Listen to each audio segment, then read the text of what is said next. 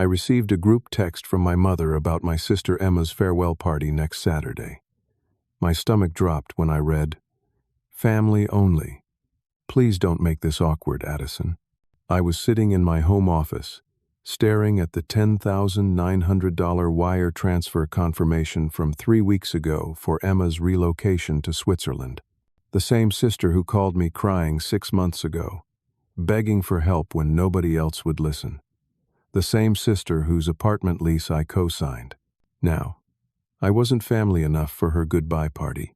6 months earlier, my phone rang at midnight. I remember the exact time because Lauren had just turned off her bedside lamp, and I was about to do the same when Emma's name lit up my screen. The moment I answered, I heard sobbing. Not the gentle crying of someone who's sad, but the desperate gasping sobs of someone whose world was collapsing. "Addison, please, I need you," she managed between breaths. "I got the job. The one in Zurich I told you about, with Helvetica Pharmaceuticals, but I can't take it. I can't afford to take it." I sat up in bed, careful not to wake Lauren completely, though I felt her stir beside me. Emma and I had always been close, or at least I thought we were. 5 years apart in age, I'd watched out for her through high school, college, and her disastrous marriage to Brandon. When that imploded 18 months ago, I was the one who helped her move out, who stored her furniture, who listened to her cry for hours about how he'd maxed out credit cards in her name and left her with $45,000 in debt. "Slow down, Em. Tell me what's going on." She took a shuddering breath. "The position starts in 7 months. They're offering me $130,000 a year, Addison. That's twice what I make now. But they need me to cover my own relocation costs up front. They'll reimburse me after 6 months of employment, but I need to pay everything now. The visa lawyers want $2,400. The apartment deposit in Zurich is $4,500. Flights, shipping my things. All of it comes to about $10,900 total." I rubbed my face, already doing the math in my head. My construction company, Addison Custom Homes, had barely survived the pandemic. We were finally seeing steady contracts again, but I wasn't exactly flush with cash. Most of our profits were going straight back into equipment and payroll for my 12 employees. What did Mom and Dad say? The silence on the other end told me everything I needed to know before she spoke. "They think I'm running away from my responsibilities." Dad actually said that. He said real adults don't flee the country when things get tough. Mom just sat there nodding, talking about how I need to face my problems here, instead of fantasizing about some European adventure. I could picture the scene perfectly. Richard and Carol Manning, sitting in their pristine living room with their matching recliners, passing judgment on their daughter's dreams, while watching their 3rd hour of cable news for the evening. They'd done the same thing when I started my business 10 years ago, telling me I was foolish to leave my stable corporate job. They don't understand, Addison. This isn't running away. This is my chance to start over, to actually build something. The work they're doing at Helvetica, it's groundbreaking cancer research. I'd be part of the team developing new immunotherapy treatments. This is everything I worked for in my biochemistry degree. Lauren was fully awake now, propped on her elbow, watching me with concern. I mouthed Emma to her, and she nodded, understanding immediately. My wife had witnessed enough Manning family dysfunction to fill a psychology textbook. "How much time do you have to give them an answer?" I asked. 72 hours. If I can't confirm I can relocate, they'll offer the position to someone else. I thought about my business account, the personal savings we'd managed to rebuild, the line of credit I'd just paid off on our equipment. Taking on $10,900 wouldn't be easy, but it wasn't impossible. More importantly, this was Emma's shot at a real future, something beyond the wreckage Brandon had left behind. "I'll help you," I heard myself say. "I'll get you the money." The sobbing started again, but this time with relief. "Really? Addison, I promise I'll pay you back. The company will reimburse me in 6 months, and then I'll wire it straight to you. Every penny." I know you will. Send me all the information tomorrow. The visa lawyer's details, the apartment agent in Zurich, everything. We'll make this happen. Lauren touched my arm gently after I hung up. That's a lot of money, honey. Are you sure about this? She's my sister. She'd do the same for me. Lauren gave me a look that suggested she wasn't entirely convinced of that, but she didn't argue. Just be careful. Your family has a way of complicating things. Over the next 2 days, I arranged everything. I took out a personal loan against some of our construction equipment, liquidated a small investment account, and pulled together the $10,900. The wire transfer went through on a Tuesday morning, and Emma called me crying again, but happy tears this time. I'll never forget this, Addison. Never. You're saving my life. I also co-signed her current apartment lease to help her break it without penalty. The property management company knew me from several construction projects I'd done for them, and they were willing to work with us on the terms. Emma would be able to leave in 6 months without destroying her credit. What I didn't expect was how quickly things would change after that money hit her account. The daily texts became weekly. The weekly phone calls became monthly. When I'd reach out to ask about her visa progress or her preparation for the move, I'd get short responses. Everything's fine. Super busy. Talk soon. Lauren noticed before I did. When's the last time Emma actually called you? Not a text, but a real conversation? I had to think about it. 3 weeks? Maybe 4? She's probably just overwhelmed with getting ready, I said. But even I could hear the doubt in my voice. The construction business was picking up, and I threw myself into work, trying not to think about the growing distance between Emma and me. We landed a contract for 3 custom homes in a new development, and I told myself that Emma's silence was just her focusing on her future. Still, something felt wrong. The sister who had called me sobbing at midnight seemed to have vanished, replaced by someone I barely recognized. 2 weeks before Emma's scheduled departure, I was reviewing blueprints at my office when my cousin Marcus called. Marcus was the family gossip, but in the best way possible. He somehow knew everything about everyone, and unlike most gossips, he was usually accurate. Hey, Addison, weird question. Did you know your parents are throwing Emma a huge farewell party at the country club? I set down my pencil. What are you talking about? Yeah, man. My mom just got the invitation. Saturday the 15th, 6 in the evening. Riverside Country Club. Open bar, full dinner, the works. That's got to be costing them at least $8,000. My parents, who wouldn't help Emma with a dime for her move, were throwing her an $8,000 party. Nothing about this made sense. Richard and Carol Manning were comfortable financially, but they were also notoriously tight with money. They still complained about the cost of my wedding to Lauren 7 years ago, and they'd only contributed $2,000 to that. Marcus, are you sure about this? Looking at the invitation right now. It's got those fancy gold letters and everything. Says, celebrating Emma's European adventure at the top. European adventure. The same phrase my mother had used dismissively 6 months ago. I thanked Marcus and immediately called Emma. Straight to voicemail. I tried again. Same result. Finally, I sent a text. Heard Mom and Dad are throwing you a party. That's great. Need any help with anything? Her response came 3 hours later. All under control. Thanks, though. That evening, Lauren came home from her job at the hospital with groceries and gossip of her own. You'll never guess who I ran into at Whole Foods. Your mother and her entire book club. Let me guess. She pretended not to see you? Actually, no. She was in full performance mode, going on and on about Emma's incredible opportunity and how the family has always supported her dreams. She actually used the phrase, "We've invested so much in her success," with a straight face. I felt my jaw clench. We've invested? They told her she was running away from her problems. There's more. Patricia Sullivan asked if you were excited about Emma's move, and your mother said, "Oh, you know Addison. He has his own priorities." The way she said it, honey, it was like you barely knew Emma existed. That night, I couldn't sleep. Something was seriously wrong with this picture. I decided to do some investigating of my own. Social media had never been my thing, but Emma posted constantly. I pulled up her Instagram and started scrolling through recent posts. There it was, 3 weeks ago.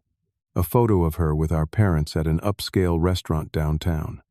The caption read, "So blessed to have family who truly understands my journey.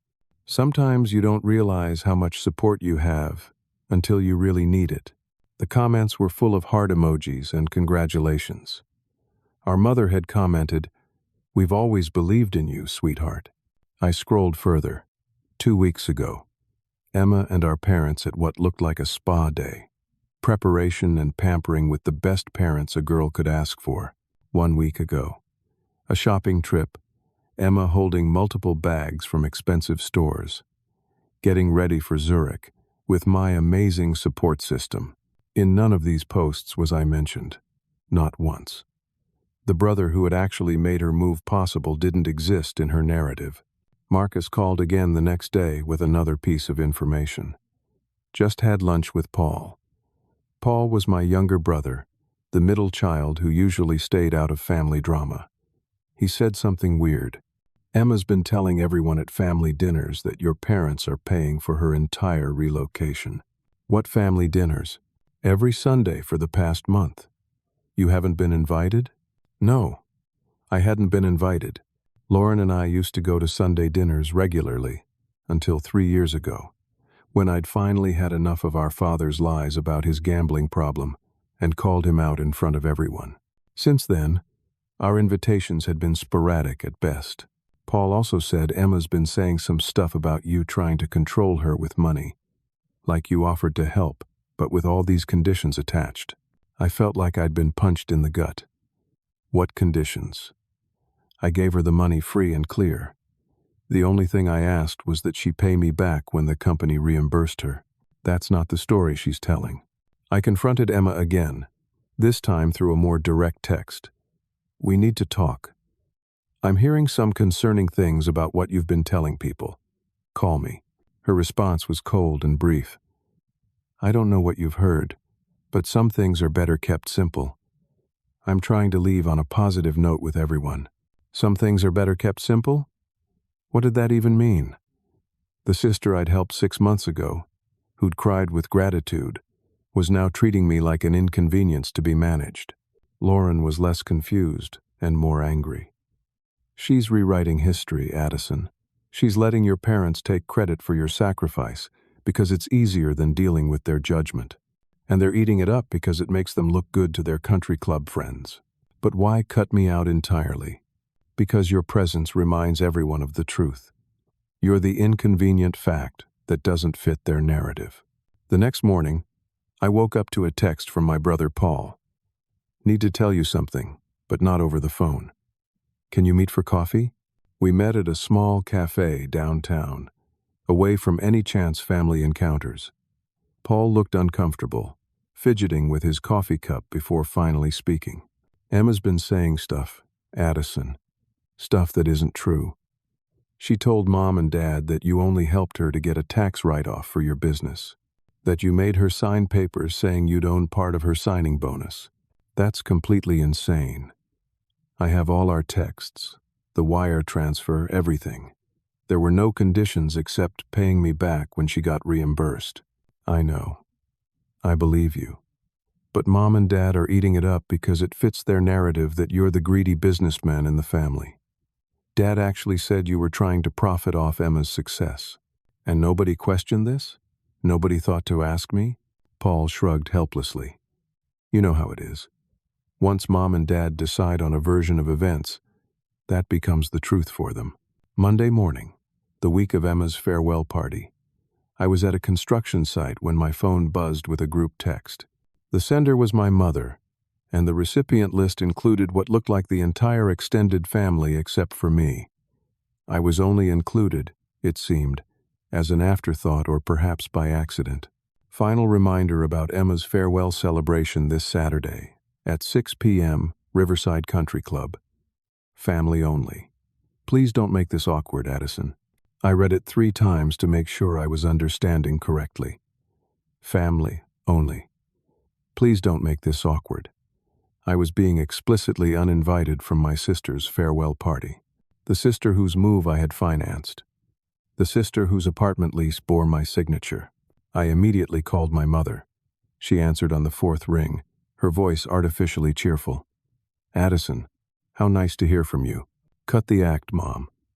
I just got your text. I'm not invited to Emma's party? There was a pause, then a sigh. You know how you get at family events. We don't want any drama on Emma's special day. How I get. What does that mean? You know exactly what it means. Like at Christmas 3 years ago when you accused your father of lying about his gambling. He was lying about his gambling. He'd lost $15,000 and was borrowing from Uncle George to cover it. That's exactly the kind of thing we're trying to avoid.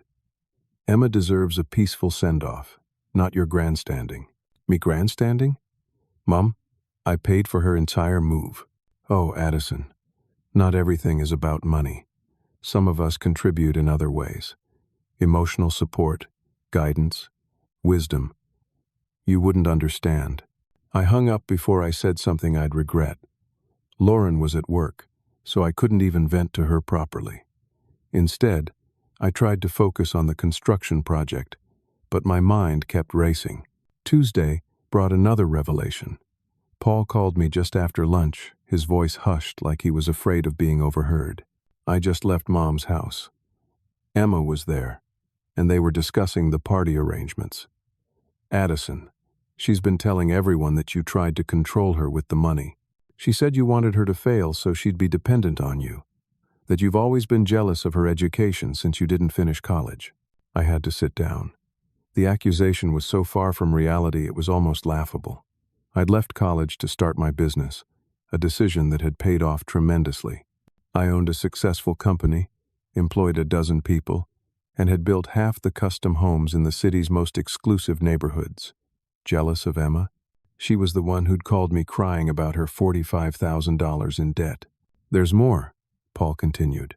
She's been showing people edited text conversations, screenshots where she's removed messages to make it look like you were demanding and controlling.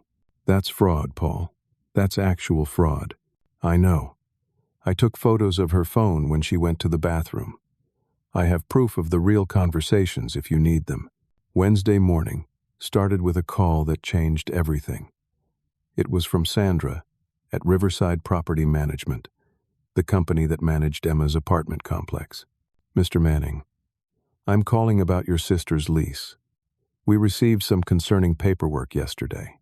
What kind of paperwork? Miss Manning submitted a form stating that you were listed as a financial reference only, not a cosigner. She's attempting to have your name removed from the lease entirely. The problem is, this form claims you never actually signed the original lease agreement, that your signature was added without your consent. I felt my blood run cold. That's forgery. I signed that lease in person at your office. You have video footage of it. We do, which is why I'm calling you instead of processing this form. Mr. Manning, I don't know what's going on with your family situation, but this is a serious legal matter. If she's claiming you forged documents, that's a criminal accusation. She's trying to remove me because she doesn't want me to know when she breaks the lease without paying the penalties. That would make sense. Without you as co-signer, she could skip out on the remaining rent and deposits, and we'd have no recourse except to go after her, and she'd be in Switzerland by then. I thanked Sandra for calling, and immediately contacted Thomas Richardson, a lawyer friend who'd helped me with business contracts over the years. Within an hour, I was in his office with every document related to Emma's move. This is serious, Addison, Thomas said after reviewing everything. She's not just being ungrateful, she's actively trying to defraud you.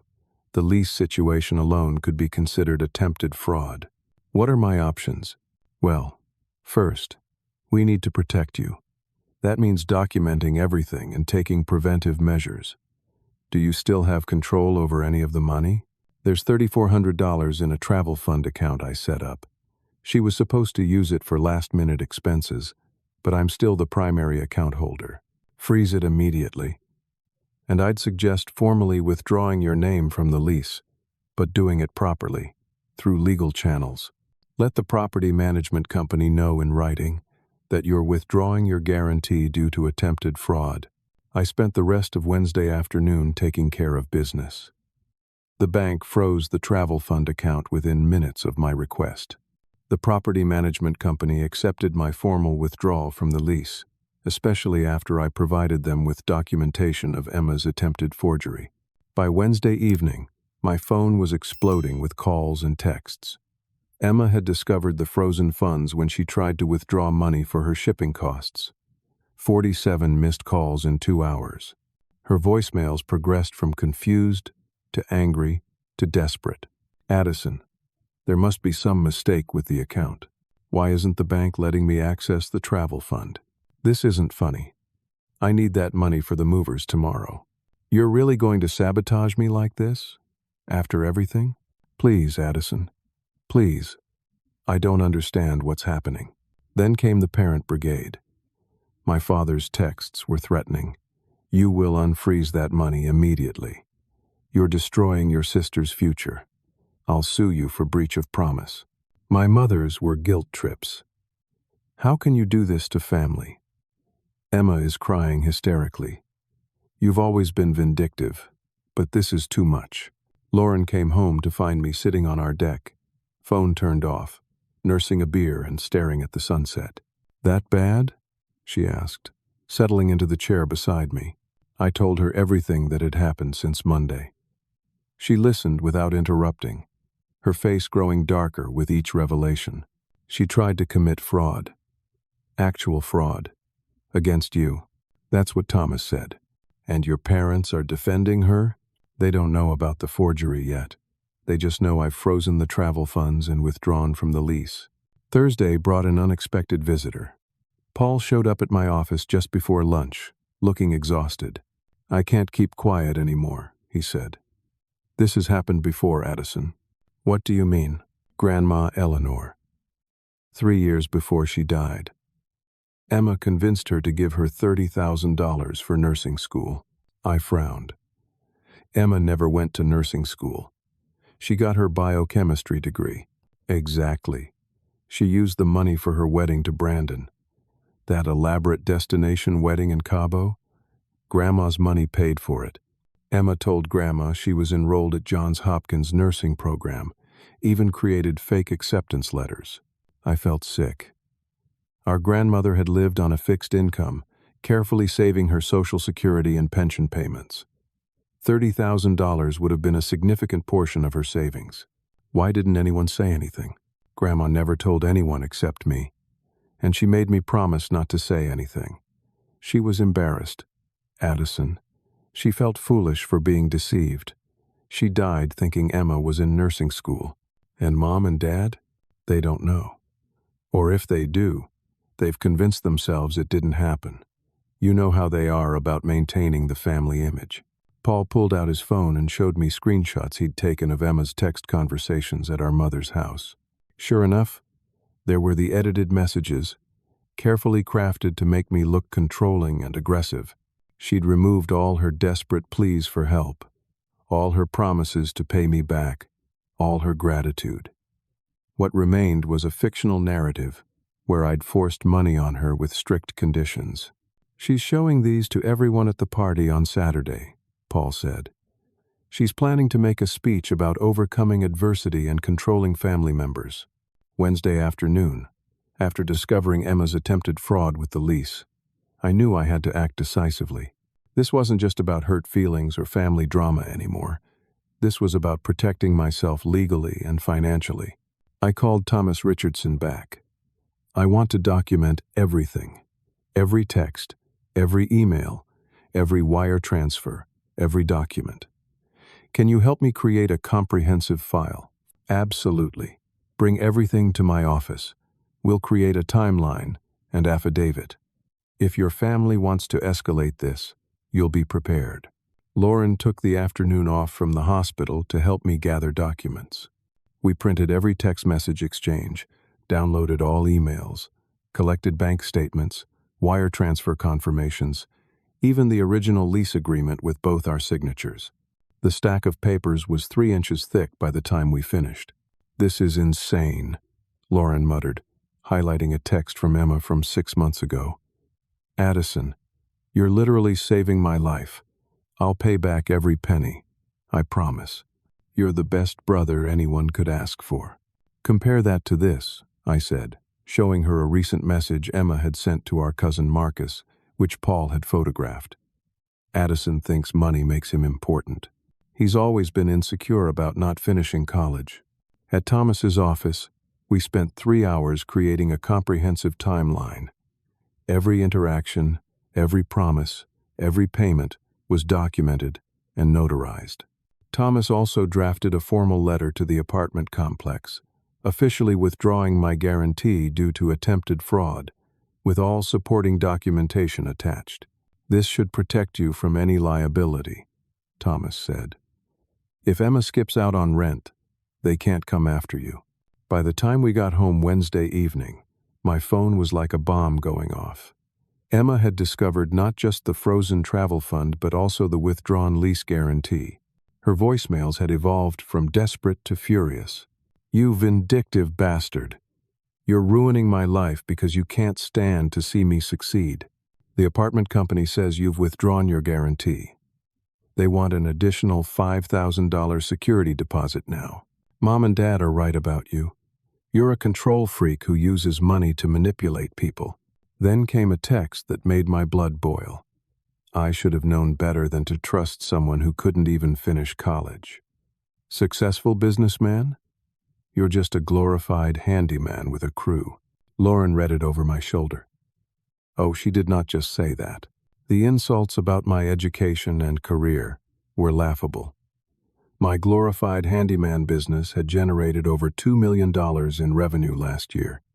We had a waiting list of clients wanting custom homes. But Emma knew exactly which buttons to push.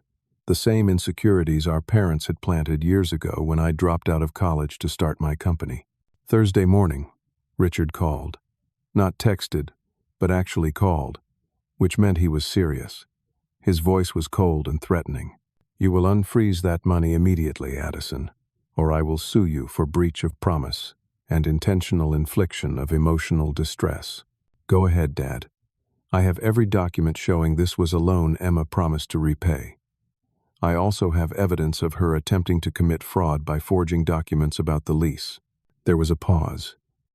"What are you talking about?" "Ask Emma why she tried to tell the apartment complex I never signed the lease. Ask her why she's been editing text messages to make me look controlling. Better yet, ask her what happened to Grandma Eleanor's $30,000 for nursing school. You're making things up now. Desperate lies because you can't stand Emma's success. Paul knows about Grandma's money. He has proof, and I have documentation of everything else. So please, sue me. I'd love to see this all come out in court." He hung up without another word. Thursday afternoon, Paul visited again, this time with our cousin Marcus. They'd been comparing notes and had discovered more of Emma's lies. "She told Aunt Patricia that you demanded 50% of her first-year salary as repayment," Marcus said. "She said you were charging her interest like a loan shark. She told the cousins that you threatened to ruin her credit if she didn't comply with your demands," Paul added. "She's painted herself as this victim of financial abuse." I showed them the real loan terms. Emma would repay the $10,900 only after the company reimbursed her, with no interest, no penalties, no conditions except basic repayment. It was more generous than any bank would have offered, especially given her existing debt. "Why is she doing this?" Marcus asked. "You literally made her dreams possible." Lauren, who had been listening quietly, spoke up. "Because admitting Addison helped her means admitting your parents were wrong not to help. It means admitting they were cruel and unsupportive. It's easier to villainize Addison than confront the fact that her parents failed her when she needed them most." That evening, things escalated further. Emma had gone to the Zurich apartment agency, trying to secure the apartment without the remaining funds. They'd contacted me, As the financial guarantor I'd listed myself as on her application, asking about the payment delay. I was honest with them. Miss Manning no longer has access to those funds due to fraudulent activity. I'm withdrawing my financial guarantee effective immediately. The agent was apologetic, but firm. Without the guarantee and full payment, we cannot hold the apartment. We have other candidates waiting. Within an hour, Emma lost the apartment she'd been planning to move into. Her dream job was still there, but now she had no place to live in one of the most expensive cities in the world, and no money to secure a new one. The family group chat exploded. Relatives who had been silent suddenly had opinions. Some sided with Emma, buying into her victim narrative. Others, like Marcus and Paul, quietly reached out to express support for me. Uncle George, my father's wealthy brother, sent me a private message. I'd like to hear your side of this story. Something doesn't add up. I sent him the complete documentation Thomas and I had prepared. His response came an hour later. This is illuminating. We need to talk on Saturday. Friday morning arrived with a new crisis. Emma had spent the night calling every family member, begging for money to replace what I'd frozen. She needed at least $3,400 immediately to secure new accommodations in Zurich. The job would start in 3 weeks, and without housing, she'd have to decline the offer. Some relatives were sympathetic but couldn't help. Others, who had already contributed to the elaborate farewell party, felt they'd done enough. The reality was setting in. Without my help, Emma's Swiss dream was crumbling. My mother called, her voice softer now, more desperate than angry. Addison, please, just release the funds. Emma made some mistakes, but don't destroy her future over this. She tried to commit fraud, Mom. She's been lying about me to everyone. She's destroyed our relationship for what? To save face? To protect your ego? Our ego? This isn't about us, isn't it? You and Dad refused to help her, called her dreams a fantasy, and then when I stepped up, you couldn't stand it. So you convinced her to rewrite history, to make you the supportive parents and me the villain. That's not what happened. Then what did happen, Mom? Why am I suddenly not family enough to attend her farewell party? She didn't have an answer for that. Friday at exactly 12:45 p.m., I was in my truck heading back from a job site when my phone buzzed with a message from my father. It was a voice note, 3 minutes and 17 seconds long.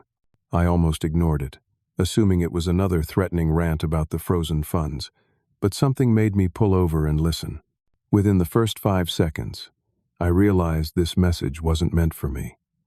My father's voice was casual, conversational, clearly talking to someone he was comfortable with. Carol, just listen to your voicemail about tomorrow's arrangements. You're right about the seating. We need to keep George near the head table but not next to Addison's empty chair. People will ask questions. My mother's name. He'd sent this to me by mistake. The photographer should focus on Emma with us. We're paying him enough to control the narrative here. When we post these photos, it needs to look like we're the ones who made this happen. George especially needs to see us as the supportive parents. His estate planning meeting is next month, and this could make the difference between Emma getting something substantial or being cut out entirely. I gripped the steering wheel, my knuckles white. They were using Emma's farewell as a show for Uncle George's money. The voice note continued. About Addison, you handled that perfectly with the family. Only message. He makes us look bad, Carol. Always has. Even when he was a kid, always questioning everything. Never just accepting how things work in this family. At least now we can control the narrative without him there contradicting everything. There was a pause, then the sound of papers rustling. Emma's playing her part perfectly. That story about Addison trying to control her. Brilliant. Nobody questions the poor girl trying to escape her controlling brother. And the best part is, Addison's always been too proud to beg or explain himself to the family. He'll just retreat like he always does. My hands were shaking now. This wasn't just about credit or recognition. This was a calculated manipulation. The papers are ready for tomorrow, by the way. Power of attorney for Emma's affairs, while she's abroad. She'll sign them at the party, make it look like a practical family matter. Once she's in Switzerland, we'll have access to her accounts, be able to manage her finances. She trusts us completely, now that we've turned her against Addison. The reimbursement from her company? That'll come to us first. Power of attorney. They were planning to control Emma's finances from across the Atlantic. Oh, and about that $30,000 from my mother? Emma doesn't know we know about that. Let's keep it that way. If she could scam her own grandmother, she deserves what's coming to her. We'll get our return on this investment one way or another. So they knew. They knew Emma had defrauded Grandma Eleanor, and they were using it as justification to defraud Emma in return. The voice note wasn't done. Addison was always too honest for his own good. Remember when he exposed my gambling to George? Cost us $50,000 in the will revision. At least now we can repair that damage. George is eating up the supportive parent act. There was another pause. Then his voice turned darker. We need to work on Lauren next.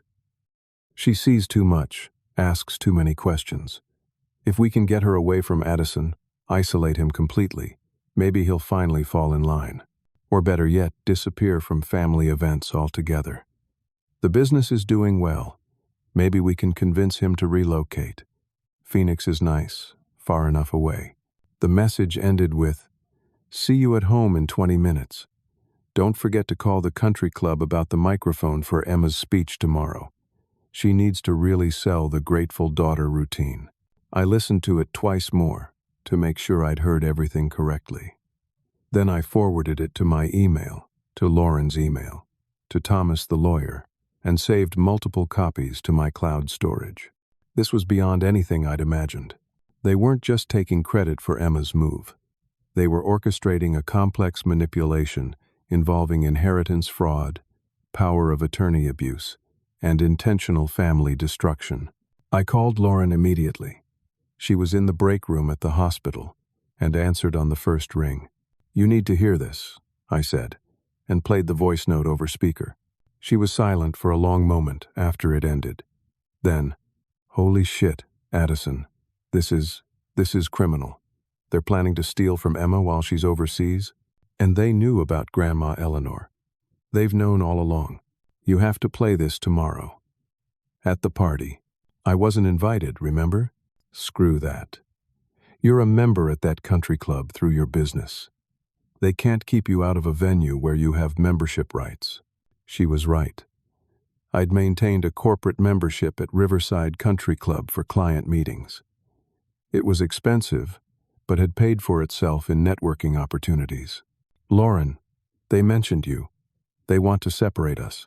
Let them try," she said, her voice fierce. "I'd like to see them attempt to manipulate me. Your father has no idea who he's dealing with." I called Thomas next and played him the recording. His response was immediate. "This is conspiracy to commit fraud. The power of attorney scheme alone is elder abuse in reverse. Save every copy of this recording. If they try to sue you, this ends everything." Then I called Paul. He needed to know what our parents were planning. His reaction was subdued, but not surprised. "I suspected something like this," he admitted. "The way they've been acting. It's been too calculated. But power of attorney? That's a new low even for them. Will you stand with me if I expose this?" "I'm done being silent, Addison. This has gone too far." Marcus was next. As the family communicator, he had connections to everyone. "You need to tell Uncle George before tomorrow," he advised. "Send him that recording tonight. Let him know what he's walking into." I composed a careful email to Uncle George, with the voice note attached, and a brief explanation. His response came within an hour. "This is deeply disturbing. I'll be at the party tomorrow. Don't worry about the invitation. You're coming as my guest if necessary." Friday evening, Emma made one last attempt to reach me. She left a voicemail that was different from the others, less angry, more desperate. "Addison, I don't understand what's happening. Mom and Dad said you were always jealous of me, that you wanted me to fail, but that doesn't match the brother who helped me 6 months ago. I'm confused and scared. The apartment in Zurich is gone. The job might be gone. Everything's falling apart. Please, can we just talk?" For a moment, I almost called her back. Then I remembered the edited text messages, the lies she'd spread, the attempted fraud with the lease. She was scared now because her plan had backfired, not because she'd realized the truth. Saturday morning arrived gray and overcast, fitting for what was about to happen. Lauren and I dressed carefully, professionally. If we were crashing a party, we'd look impeccable doing it. Thomas met us for breakfast to review our options. "You have every right to attend as a club member. If they try to remove you, that's a legal issue. The recording is your nuclear option. Use it if necessary, but be prepared for the complete destruction of your family relationships." "They've already destroyed them," Lauren said. "We're just revealing the truth." Paul texted that he was already at the country club helping with setup. They've got a whole presentation planned. Photos of Emma's journey, speeches from Mom and Dad about supporting dreams. The works. "Is the sound system accessible?" I asked. "There's a DJ booth with full control." "Why?" "Just wondering about logistics." I had the voice note on my phone, ready to play. But I also had it on a USB drive, just in case. Lauren had another copy on her phone. We were prepared for whatever came next. As we drove to the country club, Lauren reached over and took my hand. "Whatever happens today, we face it together. Your parents want to isolate you? They'll have to go through me first." We arrived at Riverside Country Club at 6:15 p.m., fashionably late enough that most guests would already be there, but early enough to make our presence known before any speeches began. The parking lot was full of familiar cars, extended family members who'd driven in from across the state for Emma's farewell. The security guard at the entrance, Marcus, knew me well from my many business meetings at the club. "Mr. Manning, good to see you. Here for the private event?" "I'm a member, Marcus. Just attending the club for dinner." He looked confused but didn't stop us. "Of course, sir. Enjoy your evening." The Crystal Ballroom was decorated elaborately with gold and silver streamers, Bon Voyage Emma banners, and table centerpieces featuring miniature Swiss flags. The irony wasn't lost on me that this celebration of Emma's Swiss adventure was more expensive than what I'd spent actually making that adventure possible. We entered through the main doors with Paul and Marcus flanking us. Thomas had decided to wait in the lobby, available if needed but not wanting to escalate things with too many uninvited guests. The room fell silent as people noticed us. 75 faces turned our way, expressions ranging from surprise to discomfort to outright shock. At the head table, my parents sat with Emma between them, all three frozen mid-conversation. Uncle George stood up from his table near the front. "Addison, so glad you could make it. Come, sit with me. I saved you seats." His voice carried across the room, making it clear we were his invited guests. The power dynamic shifted slightly. George was the wealthy patriarch nobody wanted to offend. My mother recovered first, standing with a forced smile. "Addison, we weren't expecting you. Family only, right, Mom?"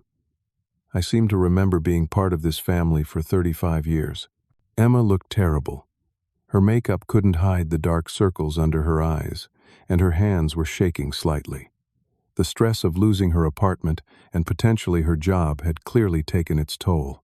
"Why are you here?" she asked, her voice small. Before I could answer, my father stood. "You need to leave. This is a private event, and you're trespassing."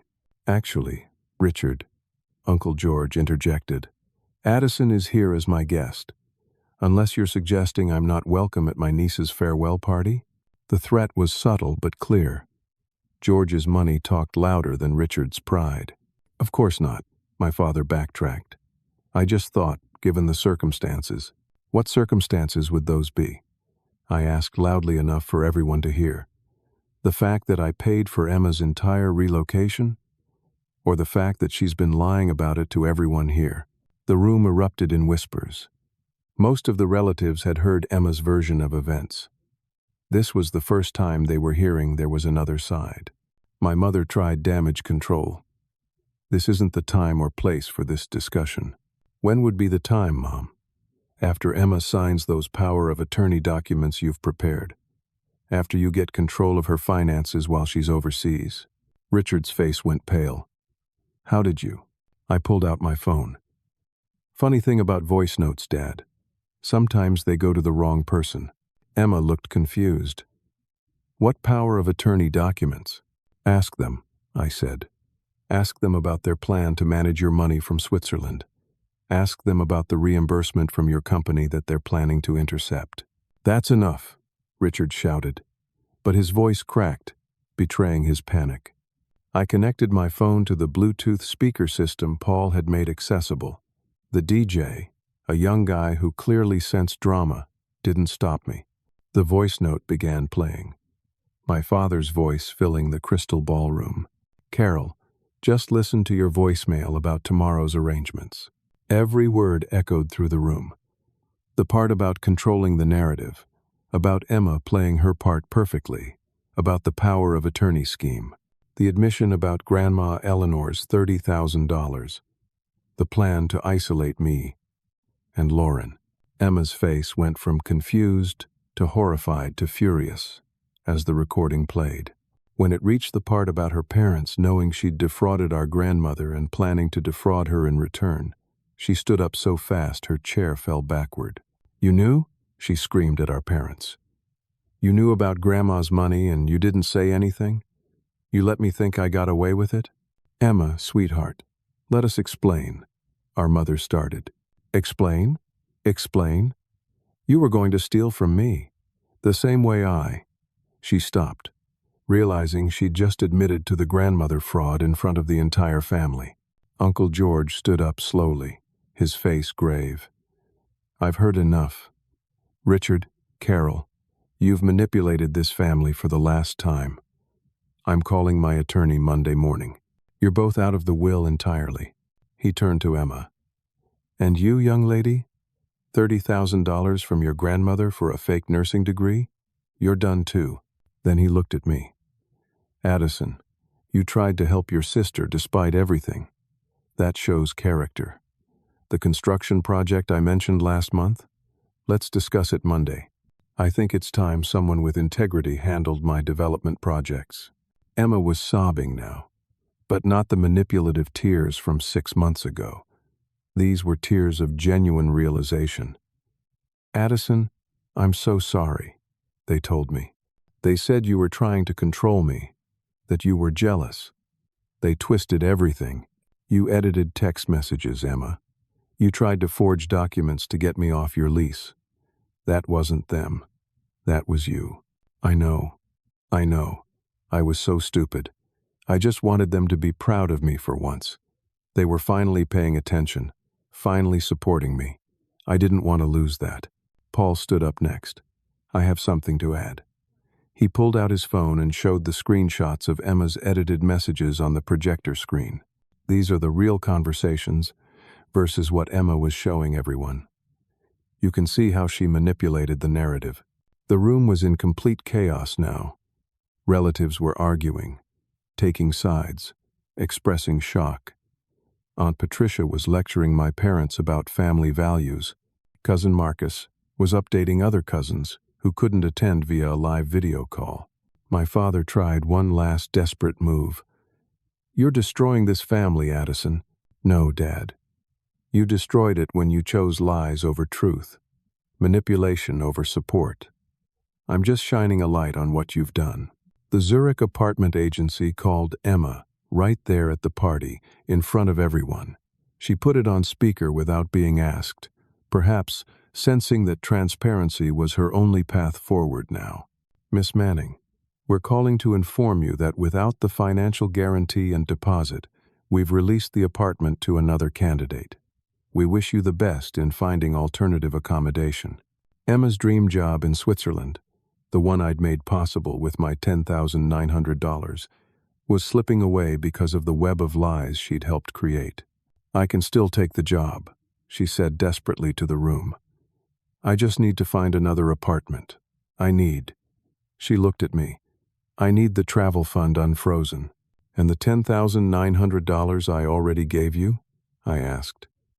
The money you told everyone came from Mom and Dad? She hung her head. I'll pay it all back. Every penny. With interest. I'll sign a legal document. I'll do whatever it takes. Uncle George interrupted. No. Emma, you've shown you can't be trusted with money. If you take that job, you figure it out yourself. No family help, no co-signers, no safety nets. But I can't afford. Then you don't go, George said simply. Actions have consequences. My parents tried to slip out during the chaos, but Lauren blocked their path. We're not done here. You mentioned wanting to separate me from Addison. Let me be crystal clear. If you come near my marriage, I'll file a restraining order. I'm documenting everything, including this attempted conspiracy. You can't threaten us, my mother sputtered. It's not a threat, it's a promise. And unlike your promises, I keep mine. The party dissolved quickly after that. Relatives left in small groups, gossiping furiously.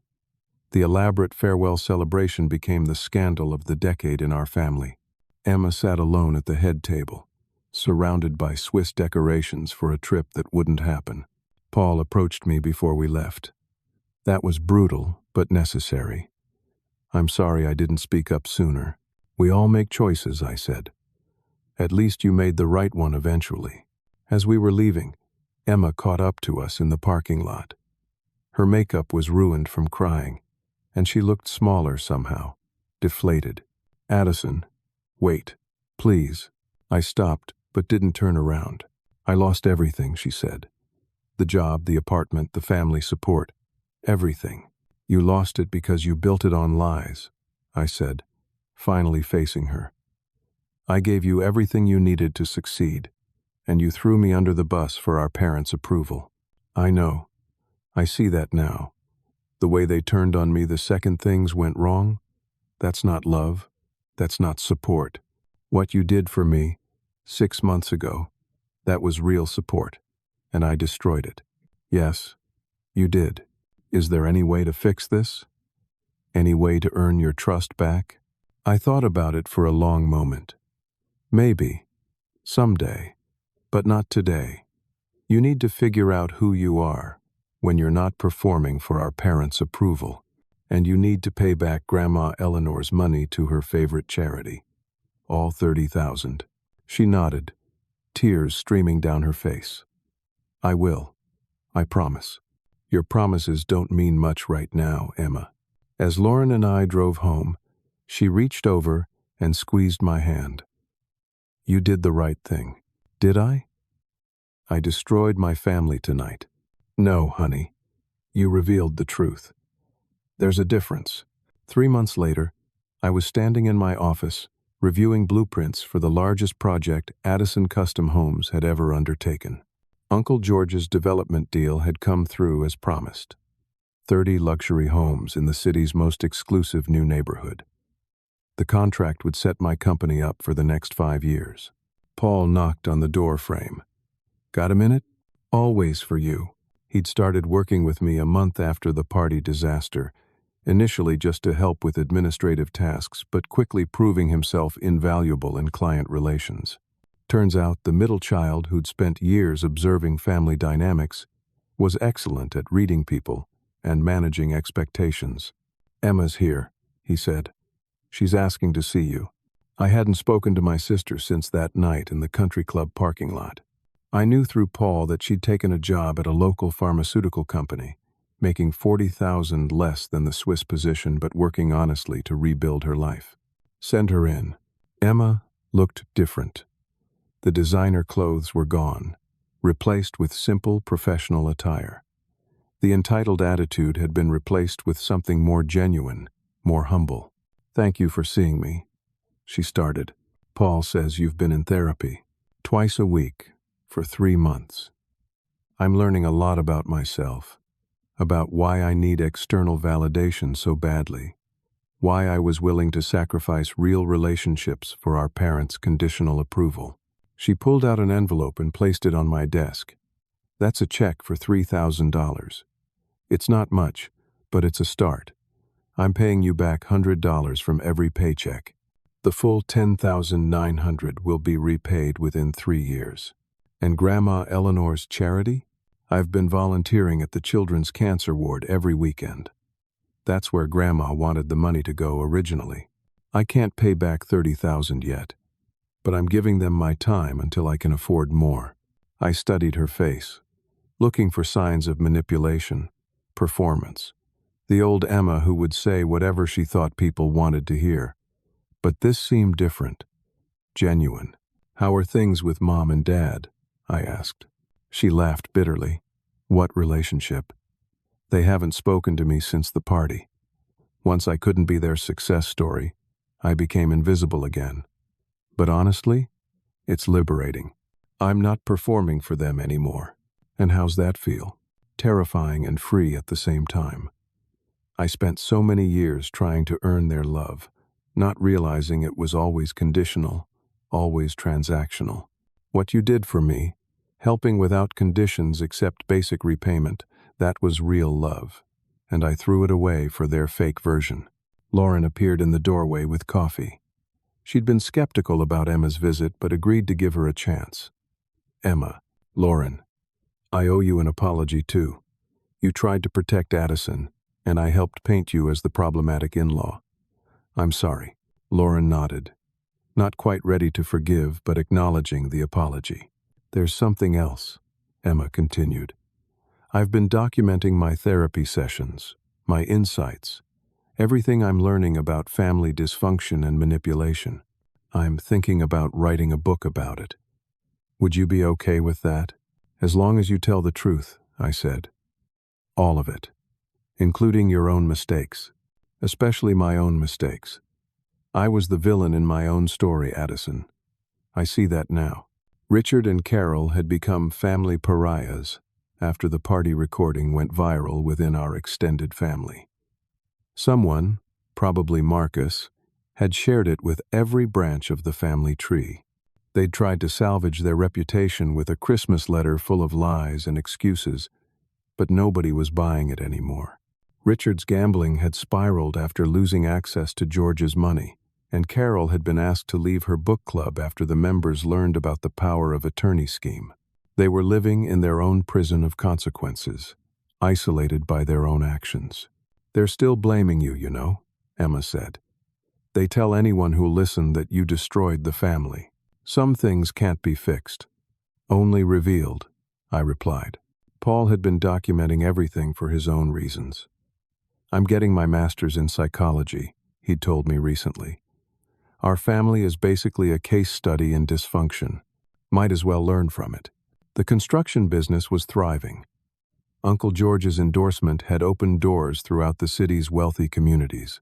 We'd hired 6 more employees and were turning down projects we didn't have capacity for. The success was even sweeter because I'd built it on merit, not manipulation. Can I ask you something?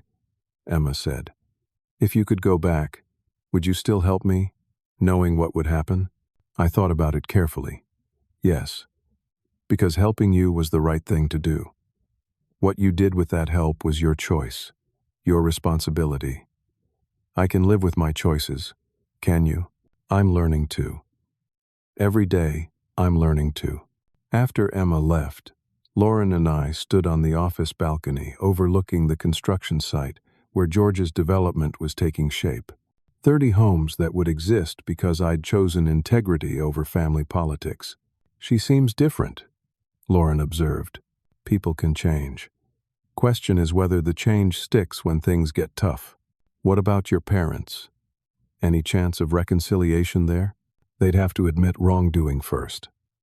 Actually admit it. Not just apologize to manipulate their way back in. I don't see that happening. My phone buzzed with a text from Marcus. Family reunion this summer. You're officially invited. Your parents are officially not. Democracy is beautiful. I showed it to Lauren, who laughed. The family chose you. The family chose truth. 3 months turned into 6, then a year. Emma kept her payment schedule, never missing a month. She started dating a teacher named William, who knew her whole story and loved her anyway, flaws and all. Their relationship was built on honesty, something she'd never had before.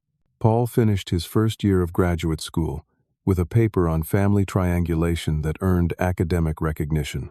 He used our family as a case study, with everyone's permission except our parents, who threatened to sue before realizing they had no grounds.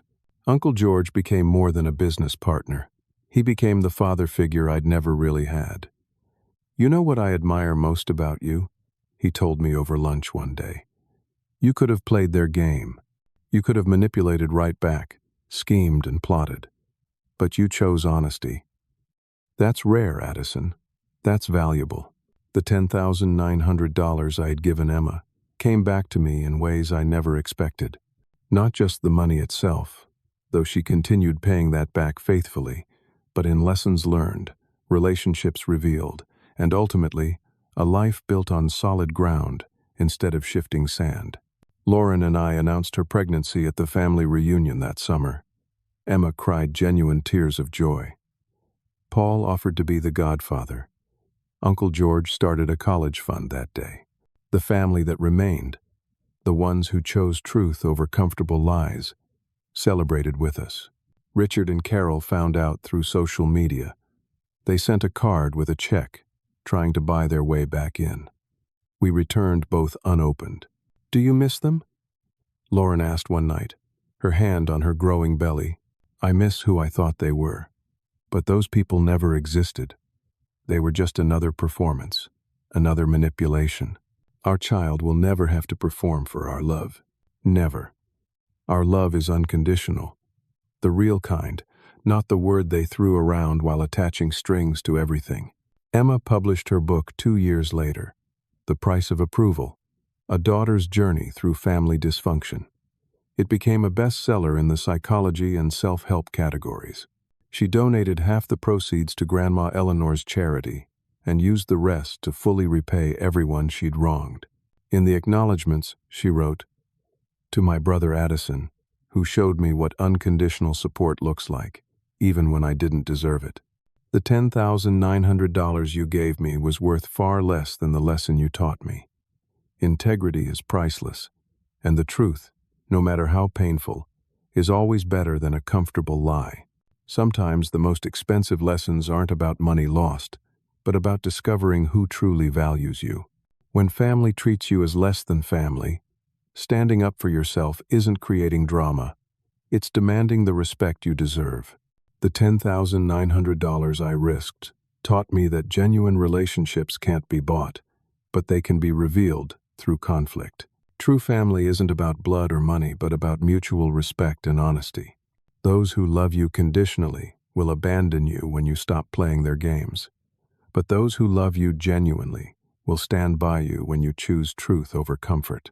In the end, losing money to reveal character is an investment that pays dividends in truth.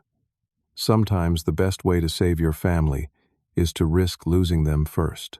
Because a family built on lies is already lost, but a family built on truth, even a smaller one, is unshakable.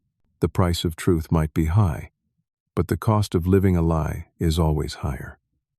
Every dollar I spent helping Emma was worth it, not because of what it bought, but because of what it revealed. And sometimes, revelation is the greatest gift you can give yourself and others, even when it hurts. Have you ever had to choose between keeping the peace and telling the truth in your family? What price did you pay for standing up for yourself, and was it worth it? I'd love to hear your stories in the comments below. If this story resonated with you, please hit that like button and subscribe to hear more real-life stories about family, truth, and the prices we pay for both. Share this with someone who needs to hear that choosing truth over family manipulation isn't selfish. It's necessary. Thank you for listening to my story. And remember, you deserve relationships built on respect, not manipulation. Your worth isn't determined by anyone's approval but your own.